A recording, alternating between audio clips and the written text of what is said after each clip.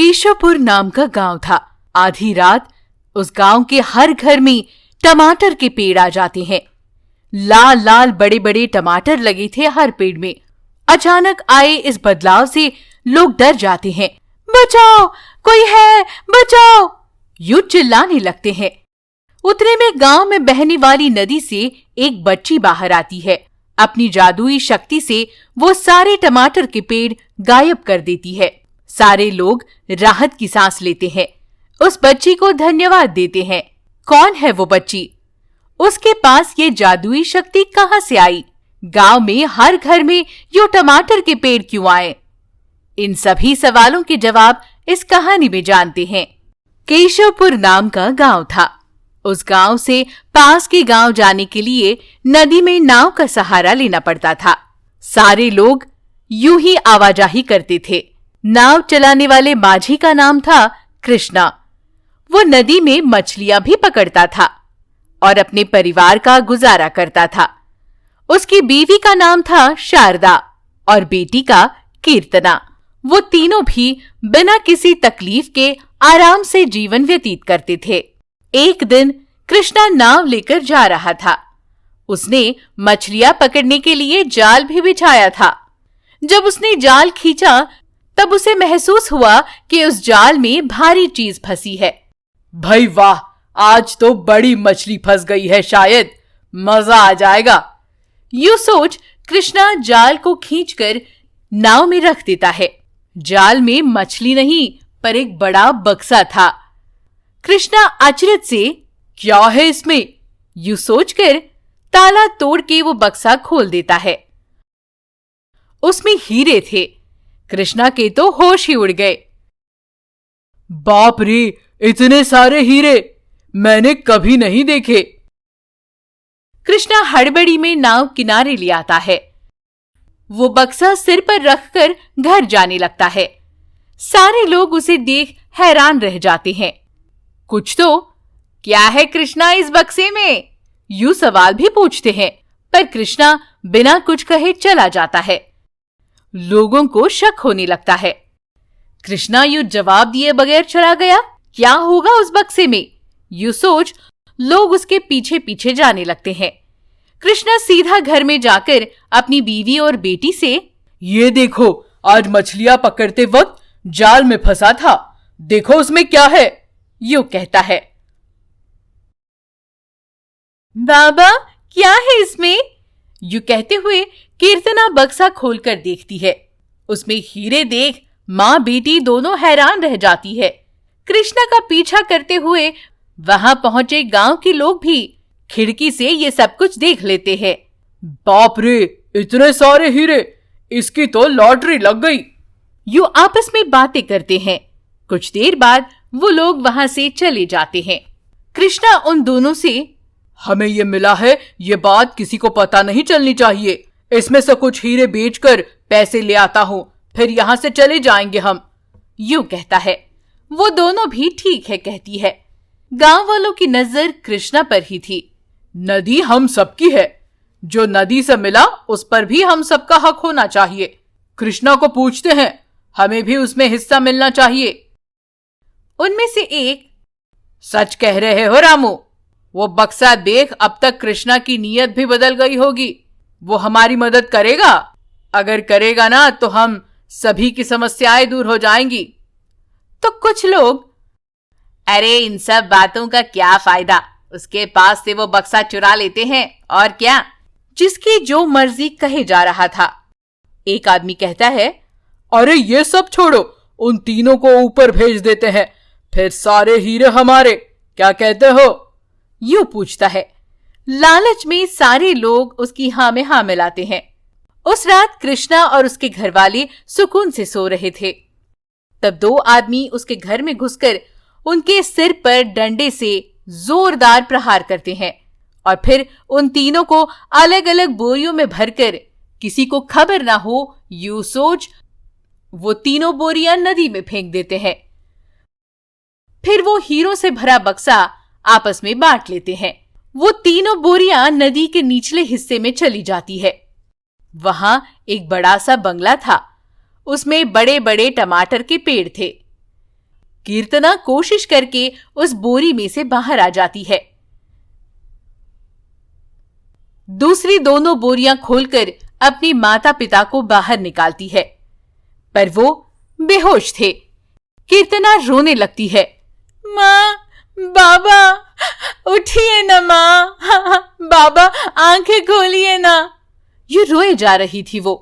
उतने में टमाटर का पेड़ पूछता है, कौन हो तुम? और ये दोनों कौन है? तुम लोग यहाँ कैसे आए? तब कीर्तना, ये मेरे माँ बाबा है।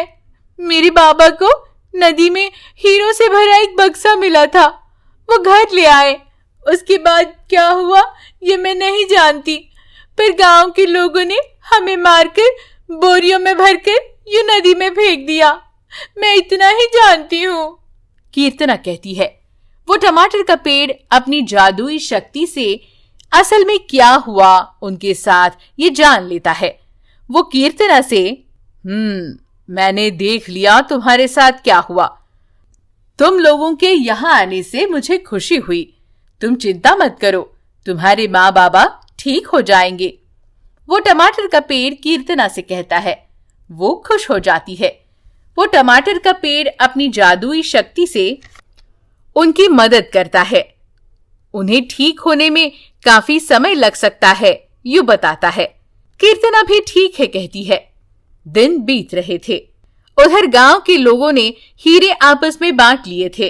अपनी मनमर्जी से वो खर्च कर रहे थे, जो जी में आए खरीद रहे थे। ये देख टमाटर के पेड़ को गुस्सा आ जाता है और फिर गांव के घर घर में टमाटर की मानो दीवार खड़ी हो गई हो, ऐसे वो टमाटर के पेड़ खड़े कर देता है। गांव वाले ये देखकर डर जाते हैं, चिल्लाने लगते हैं। तभी कीर्तना नदी से बाहर आकर वो सब गायब कर देती है। लोग अचरज से देखते रहते हैं, उसे धन्यवाद देते हैं। तभी नदी से टमाटर का पेड़ बाहर आकर, कीर्तना, क्या तुमने वहां जादुई पानी पिया? यूं पूछता है। तब कीर्तना, हाँ दोस्त, मुझे प्यास लगी थी, पानी समझकर पी गई मैं। बाद में पता चला वो जादुई पानी था। ठीक है, कोई बात नहीं, पर तुम गांव वालों की रक्षा क्यों करना चाहती हो? तुम्हारे परिवार के साथ उन्होंने धोखा किया है और वो हीरे आपस में बांट लिए हैं। इतना ही नहीं, उन पैसों से वो फिजूल खर्चे कर रहे हैं, इसीलिए मैं उन्हें मार देना चाहता हूं। तब कीर्तना कहती है, पैसा किसी भी अच्छे आदमी की नीयत बदल देता है, इसमें इनकी क्या गलती? पैसा देखते ही उनका मन बदल जाता है, कीर्तना कहती है। जादुई टमाटर का पेड़ कहता है, अरे इतनी छोटी उम्र में कितनी समझदारी की बातें करती हो। जो भी हो, पर इन लोगों ने बहुत गलत किया है। मैं उन्हें सजा जरूर दूंगा, मार डालूंगा सबको। पर कीर्तना नहीं मानती। गांव वाले भी टमाटर के पेड़ से प्रार्थना करते हैं, मेहरबानी कीजिए, ऐसा मत कीजिए। हमें अपनी गलती का एहसास हो गया है। बचे हुए पैसे, हीरे हम कीर्तना को दे देंगे, यूं कहते हैं। तब टमाटर का पेड़ उन पर दया दिखाता है, वहां से गायब होकर नदी में चला जाता है। कृष्णा और शारदा को जीवित करके बाहर ले आता है। वो सारी बातें सुनकर हैरान रह जाते हैं। ये सच है या सपना, इस सोच में पड़ जाते हैं। कृष्णा को देख गांव वाले वो बक्सा और बचे हुए हीरे उसे सौंप देते हैं। कृष्णा जादुई टमाटर के पेड़ से, तुम्हारा बहुत बहुत शुक्रिया, हम ये एहसान कभी नहीं भूलेंगे। गांव वालों का मन परिवर्तन करने के लिए, उनसे हमें हीरे वापस दिलाने के लिए धन्यवाद। टमाटर का पेड़ भी, अच्छी बात है, मुझे खुशी हुई, अब मैं चलता हूं, यूं कहकर कीर्तना को दी हुई जादुई शक्ति वापस ले लेता है, फिर वहां से गायब हो जाता है। कृष्णा और उसका परिवार वो बक्सा लेकर घर चला जाता है। दिन बीत रहे थे। कृष्णा उन हीरों को बेच अपने लिए एक नया घर बनवाता है। इतना ही नहीं, गांव की नदी पर एक बड़ा पुल बनवा देता है ताकि गांव वालों को आवाजाही में तकलीफ ना हो। गांव वाले उसे धन्यवाद देते हैं। यूं लोगों की मदद करते हुए कृष्णा अपने परिवार के साथ खुशी से जीवन व्यतीत करता है। जीवा नदी के किनारे बसा एक छोटा सा गांव था।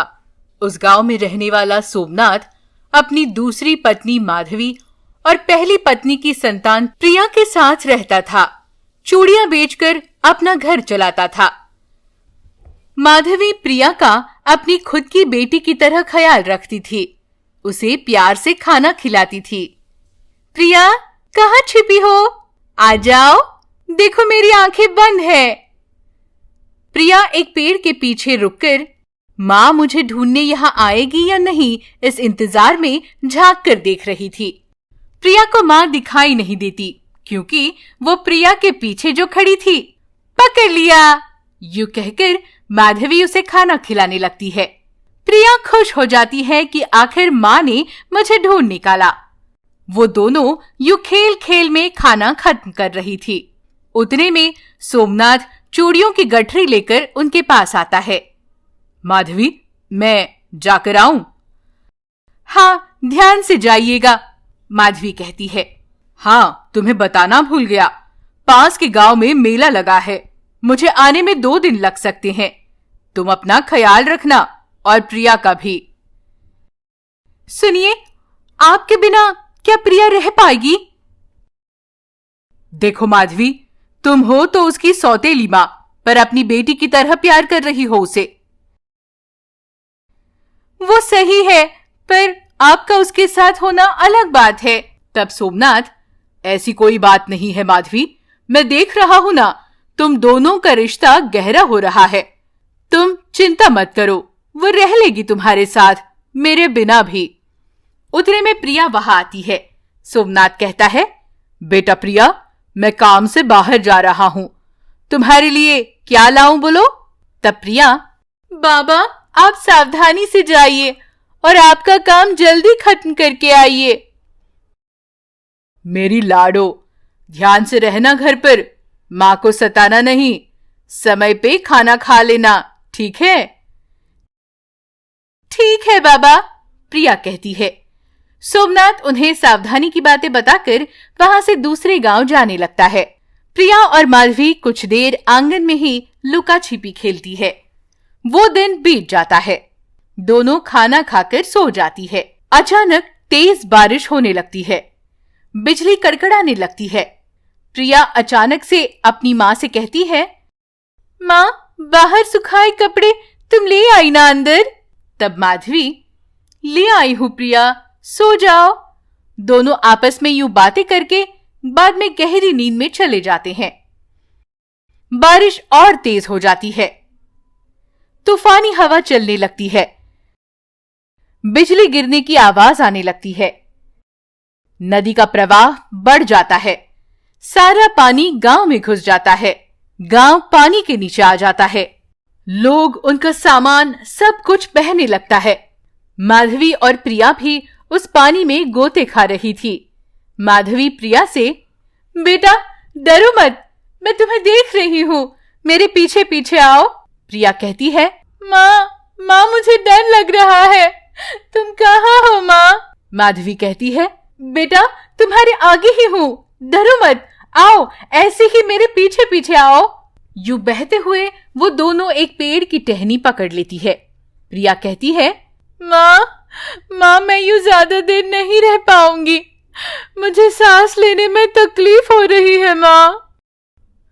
प्रिया, बेटा किसी भी हाल में पेड़ की टहनी मत छोड़ना, कस के पकड़ो, पानी का बहाव तेज है, हम बह जाएंगे, डूबकर मर जाएंगे बेटा।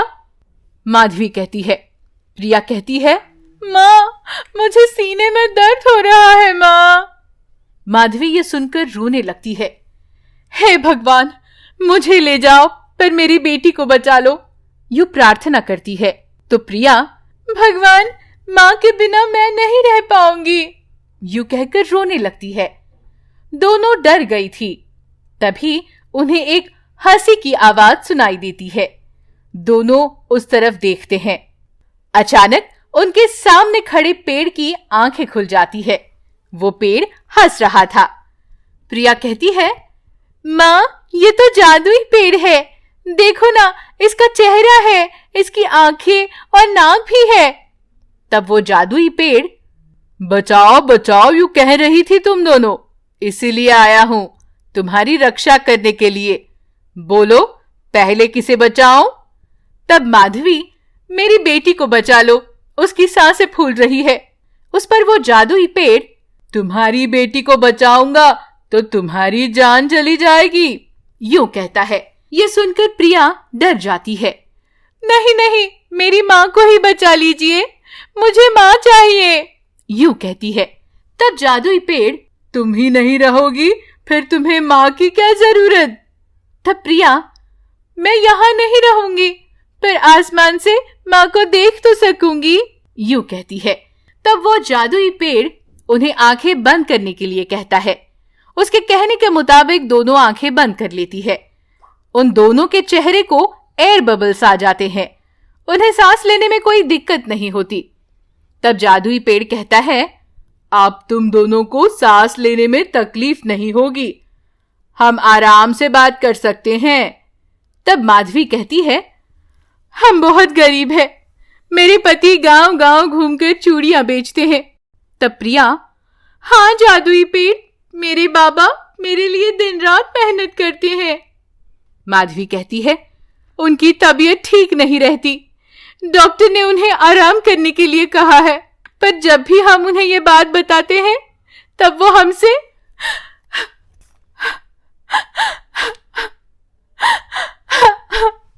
यूं माधवी रोने लगती है।